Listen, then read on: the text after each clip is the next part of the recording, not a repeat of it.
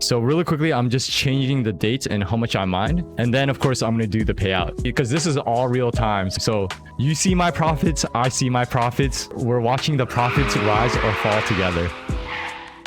Thanks for tuning in. This is The Life of Miner. And let's check out week 79 of my mining payouts. I know what I do and I know what I need.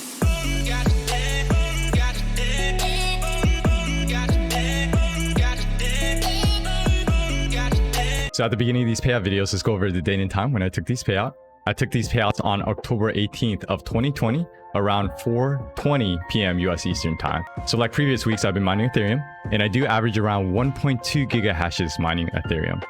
I've been also mining Greencoin, and I do average around 47 graphs per second. I've been also mining Monero, and I do average around 9 kilohashes. Okay, so now pulling my Excel and checking out what I mined. I did mine around 0.54 Ethereum, equaling around $202.98, about 199.7 Greencoin, equaling around $54.94, about 0.04 Monero, equaling around $4.85.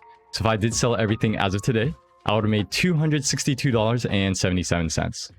And of course, if you do want to check out my GPU count, I do have a total of 75 GPUs and 1 CPU. My GPUs are mining Ethereum and Greencoin, and my CPU is mining Monero, and I do have 2 mining farms. Alright, so for this week's fun clip, this is an interview with Jay Powell discussing the benefits and risk of cross-border payments and digital currency. So let's check this out. We have with us Mr. Jerome Powell. Jay Powell needs no introduction. As the chair of the Federal Reserve, he provided steadfast leadership in this time of crisis.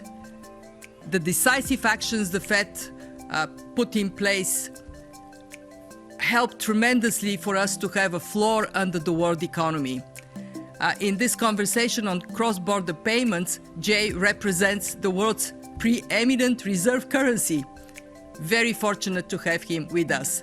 Last but not least, Ms. Noor Shamsia, Governor of Bank Negara, Malaysia, former Assistant Director of the IMF. She helped us make great strides in areas such as Islamic financial regulation, macroprudential policy, and now brings perspective from the helm of Bank Negara, Malaysia, a region of very dynamic cross-border payments and innovation. So let's start. The conversation today is of significance to the whole world, and of course the US plays an incredibly important role in anything that is done in the field of innovation. Some 50 central banks are at different stages of exploring central bank digital currencies, and I want to ask Jay, what is your view on the role central bank digital currencies accessible to households and firms can play domestically, but also what role they could play internationally for cross-border payments? We know that we have had an injection of momentum in this debate. To what extent you think that the announcement of the Libra in June 2019 has pushed us to move faster in this area? Jay. Thank you. So good morning from Washington to my international colleagues, and thank you very much, Kristalina, for bringing us together today. And I'd like to start by saying that we are committed to carefully and thoughtfully evaluating the potential costs and benefits of a central bank digital currency for the U.S. economy and payment system, as well as for its international implications. We've been actively participating with other central banks and the BIS in that work, and we feel that collaboration has been very productive. We have not made a decision to issue a CBDC, and we think that there's a great deal of work yet to be done, as well as extensive public consultation to be had with all stakeholders before making such a decision. The dollar is the world's principal reserve currency, as you pointed out, and I assure you that we will be approaching this question with great care. That said, something like 80% of central banks around the world are exploring the idea of issuing currency in digital form. The opportunities and risks presented by a CBDC will differ by country and by jurisdiction, and the decision whether to issue a CBDC will be made by each individual country. So there are several reasons why a central bank might want to do so. For example, there are a number of ways that a CBDC might improve the payment system, and it is mainly this area that motivates our interest.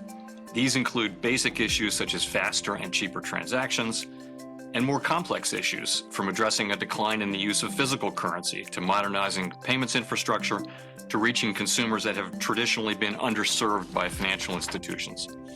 Other potential motivations are more macroeconomic in nature. Each jurisdiction will need to think carefully what its principal motivations may be, and for the Federal Reserve, as I mentioned, our main focus is on whether and how a CBDC could improve an already safe, effective, dynamic, and efficient domestic payment system. Unlike some jurisdictions, here in the United States, we continue to see strong demand for cash. Moreover, we have robust and mature financial and banking sectors, and we have a highly banked population, so that many, although not all, already have access to the electronic payments system. Our payment system is evolving quickly as technology advances, for example, with the introduction of instant or fast payments, both private and public, including the FedNow service. We think it's important that any potential CBDC would serve as a complement to, and not a replacement for, cash and current private sector digital forms of the dollar, such as commercial bank money. You ask about Libra, and I agree that it highlighted the need to improve cross-border payments and generally succeeded in focusing attention on payments-related issues, including consumer protection, cybersecurity, and privacy. So it's probably too early to say how much Libra will ultimately shape the payment system. I do think it has caused regulators to think carefully about the appropriate risk management and compliance expectations for emerging innovations. And I would point to the FSB's consultation on global stablecoins as a case in point. I'll stop there. Thanks. Thank you very much, Jay.